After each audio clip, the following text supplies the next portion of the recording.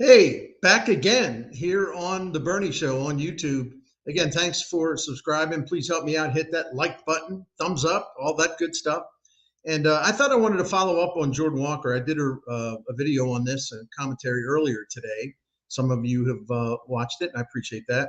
I thought it was deserving of a second follow up video because, of course, as you know by now, the Cardinals did, in fact, promote Jordan Walker from AAA Memphis, and he's with the team in Cincinnati. In fact, will be in right field batting seventh tonight for the Redbirds as they open a 3-game series. As I said earlier, and just to remind everyone, I thought it was the right thing to do. The Cardinals need some offense. They need right-handed bats to provide that offense.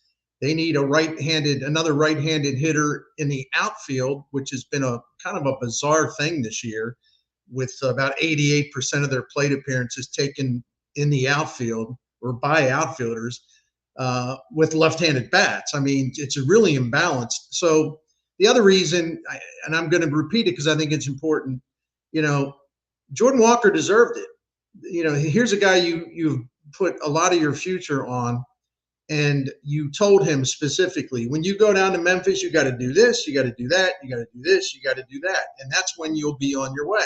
That's when you'll know you're getting all you can out of your ability. But until you make these changes, it's kind of going to be the same thing, and you're only going to get frustrated. Now, I think it took Walker a little time, maybe emotionally, maybe just within the headspace to get over being demoted this season, because he had such a good rookie year, even though it was filled with some adversity. And he did get demoted last year early on, and he was bad defensively, but did improve as the season went on. But anyway, they told him, basically a working list of what he had to do. And Walker did it. Again, slow start down there. I get it. But it's not like you can implement all these changes at one time and then all of a sudden everything clicks like a week into it. I think it takes a while to get everything situated. It's like me doing these damn videos, right? I'm a work in progress.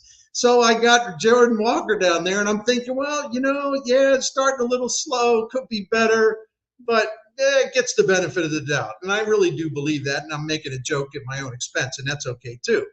But when you tell a guy this is the priority, here's what needs to here's where you need to be better, and he goes down and he does it, and he's tearing it up. I mean, he's just been ripping it up in Memphis since about July 24th, and I gave the numbers earlier if you want to go back and look at the first video. What are you waiting for? And I know that some of you who have commented, and I appreciate the comments, even if we disagree. I totally respect disagreeing views. So I thank you for that. But it's kind of like people were worrying, some people were worrying about, well, what if he's not really ready? What if this is too soon? What if you needed to give him more time to stay down there and like really prove it over a longer period of time? I totally get that point. I totally see where you're coming from. Don't get me wrong. It's got some merit. But I look at it, a checklist of things he's got to do to become the kind of hitter he can be. And he does those things, and the success is literally flying off his bat. And you're like, whoa, no, you stay down there for a while. We need offense. Our team's in danger. It's 12-16 since July 10th, 12th best record in the National League. We're losing ground. We need a right-handed bat. We need a right-handed hitter in the outfield to balance the lineup. And you're doing great. You're doing everything we asked, and we're excited. We're thrilled. We're happy with you. But stay down in Memphis. You're not coming up. I mean, come on.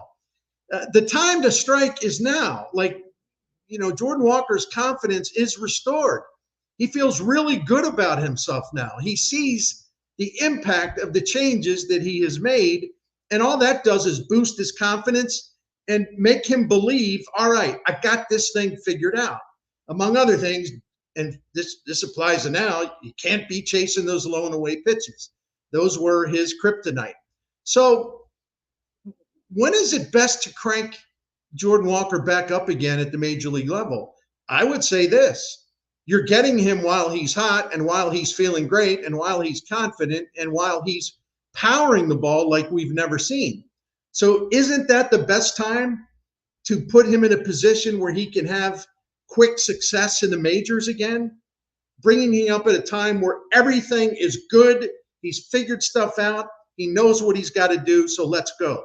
I would prefer to do it that way. You bring up a hot bat from the minor leagues. Hey, it's not like he's never had success as a major league hitter. So let's not pretend he's just a little baby toddler baseball player and, oh, he's going to take a few steps and then he's going to fall down. Oh, and then he's going to fall down and then he's going to be ruined. And then, oh, it's going to be the sky's falling. Listen, we all saw what he's capable of doing, and we know that Jordan Walker can do it again, only better. He just needed to learn. He had to make some changes, and he did. I'm being redundant. Here's what I think. I don't think there's a lot of pressure on him. Others would disagree, and I understand that too, but here's why I say the pressure is on the St. Louis Cardinals at the major league level. What do you mean by that, or what do I mean by that? I'll tell you. What I mean by that is pretty simple. When are we going to see young players, hitters specifically, thrive at the big league level? Why is it that so many hitters have torn things apart in the minor leagues? They come to St. Louis, they're good for a while, they're really impressive, the sky's the limit and all that, and then they just get worse and worse and worse and worse and worse, and then they're gone, right? This pattern is bizarre. What is wrong at the major league level to where these people can't get the best out of their young hitters and have them stay at a good level over a sustained period of time? Dylan Carlson, Tyler O'Neill, Lane Thomas, Tommy Pham is an example. You said, well, what do you mean? Well, Tommy Pham really bailed them out in 2000 and, when he came up in 2015 and was a really, really good hitter. And Mike Matheny didn't like him. And in 2018, Tommy Pham, you can go back and look it up. Tommy Pham was hitting the hell out of the ball for the Cardinals, and it was a classic example of bad batted ball luck. He just had nothing to show for it. His stats should have been much better than they were. But you know how it is. The Cardinals, let's button up real tight. Oh, we don't like these guys that show emotion and these guys that might question some decision. We can't have that here. So they made a stupid trade and sent him to Tampa Bay. Really stupid trade that I think they regret, even if they would never admit it. Well, maybe they did, because they went back and acquired Tommy Pham at the trade deadline when they know they needed a right-handed presence in that lineup. So the point is, Pham belongs on that list too. There's a guy they never should have parted with. The Cardinals gave up way too soon on Randy Arozarena. I don't have a problem that they decided to trade him necessarily. It's that he never got a chance to play at the major league level the way he should have. Mike Schilt did not like the guy. And in September of, what year was it now? These years all run together. In September of 2021 or no, 2020? Why am I being a dumb? No, 2019. Thank you. It's late in the day. I've been doing this stuff all day. In 2019, the Cardinals outfield was not providing any offense whatsoever, hardly. And Randy Arozarena had like 22 plate appearances the entire month. And when he hit, he did well. So wouldn't that leave you wanting to see more of that? Wouldn't that want you to say, well, this guy has shown a little bit. He's shown some talent. Hey, man, we got to give him a better opportunity. And then we'll know for sure whether he's for real. Well, they never did. And then they traded him. And, Libator, who came the other way, he had potential to be great. We're still waiting on that. And Randy Arozarena, after a while, faded out in Tampa Bay. But listen, he's still a really talented hitter, and I'm sure that he'll get back on track. They never gave Adolis Garcia a chance to play here. I mean, what do he have, 5 at-bats maybe? I don't know. Not much. Again, a guy that they signed out of Cuba, a guy that they paid a good amount of money to, a guy that was hitting for mad power down at AAA, and they never gave him an opportunity. They designated him for assignment, and no one really claimed him, which is why some of this stuff, second-guessing or ripping the Cardinals, is a little phony, because any team in baseball could have claimed him at that time. The Texas Rangers eventually did, but even they designated him for assignment until reclaiming him or bringing him back, I should say, because they had all kinds of outfield injuries. So the Cardinals weren't the only ones. The Texas Rangers realized the benefit. At least they brought him back, gave him another chance, gave him a chance, right? The Cardinals gave up on, by my estimation, I mean, they gave up on Tommy Pham too soon, Randy Rosarina, Adolis Garcia. I wouldn't say Lane Thomas. I would say Lane Thomas only in this context. I thought the trade was necessary at that time. They needed a starting pitcher. They got John Lester for him. Yeah, Lane Thomas was not doing a darn thing up here. Lane Thomas has done some good things in Washington. So if I would have a criticism, it isn't the trade. It's the fact that, once again, Lane Thomas is an example of an outfielder, a young hitter, who did better once he left this organization. Another guy I think we're all worried about a little bit anyway is Nolan Gorman. What's up there? He looked like he was making really good progress. I mean, his rookie season had some bumps, no doubt about it, but he got better and kind of closed pretty strong.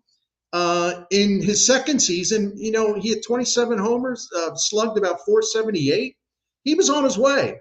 And what's happened this year? I mean, I don't want to go through the stats. You know what the stats are. Brutal strikeout rate, not enough power, and not enough playing time either. He's been sitting on the bench more and more. So why is it that they cannot fix players, hitters, when they're up here? Same with Lars Nootbaar. What the heck happened to him? Why is he failing, at least for now? You look at his stats in August, and it's like, wow, dude, he's got 1 RBI, and he's hitting less than 200, and he's not slugging, and it's just a mess. Why can't they do something that'll show him the path to getting his bat back in a place where he's going to produce and produce and produce? That's the problem I have, and that's the concern I have with Jordan Walker. They weren't able to fix him at the major league level. Twice they had to send him down to the minors, early last season, then early this season. What is it about them? Where is the weakness? Is it the hitting coach, the hitting coaches? Is it a lack of help in terms of technology, in terms of pointing out the statistics, the metrics that mean the most? I don't know what it is, but there is a history of failure with young hitters who seemingly have tremendous potential. But they got to go to another team in another town to realize that potential. So when Jordan Walker is up again, now he's up again, what's it going to be the rest of the way? If he should go into a slump, are they going to be able to do anything to help him? Or is it going to kind of be same old, same old, same old? How many guys are they going to give up on that should have done better here as St. Louis Cardinals? That's why the Cardinals are under a lot of pressure. What Jordan Walker does the rest of this season and beyond is a direct reflection on them and their terrible record with young hitters. So that'll do it. I'll quit shouting at you now. We'll be back tomorrow with more on The Bernie Show on YouTube TV.